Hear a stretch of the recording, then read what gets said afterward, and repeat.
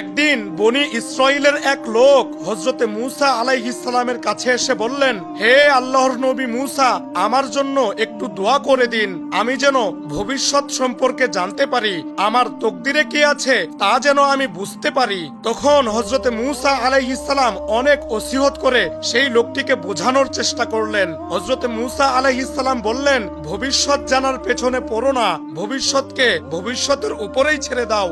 কিন্তু সেই ব্যক্তি কোনোভাবেই হযরতে মূসা আলাইহিস সালামের কথা মানলেন না।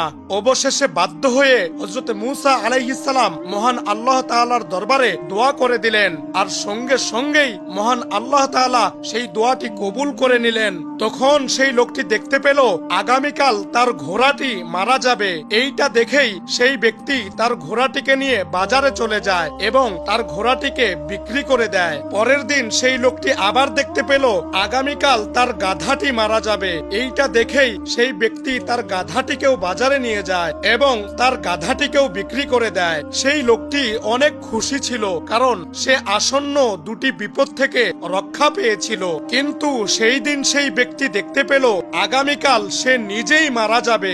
এইটা দেখেই সেই ব্যক্তি অনেক পেরেশান হয়ে যায়। সে দৌড়ে চলে যায় হযরতে মূসা আলাইহিস সালামের কাছে, গিয়ে বলে, হে আল্লাহর নবী মূসা, আমি দেখলাম আমি আগামীকাল মারা যাব, এখন আমি কি করব?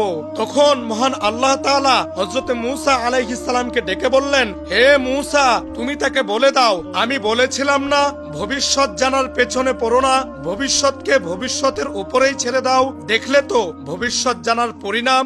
তখন হযরতে মূসা আলাইহিস সালাম বললেন, মূল কথা হচ্ছে তোমার ঘরে একটি বিপদ আসন্ন ছিল। মহান আল্লাহ তাআলা সেই বিপদটি তোমার ঘোড়ার উপর দিতে চেয়েছিল, কিন্তু তুমি তোমার ঘোড়াটিকে বিক্রি করে দিলে। আবার মহান আল্লাহ তাআলা সেই বিপদটি তোমার গাধার উপরে দিতে চেয়েছিল, কিন্তু তুমি তোমার গাধাটিকেও বিক্রি করে দিলে। এখন তোমার ঘরে তুমি ছাড়া আর কেউ নেই, তাই সেই বিপদটি এখন তোমার উপরে আসবে।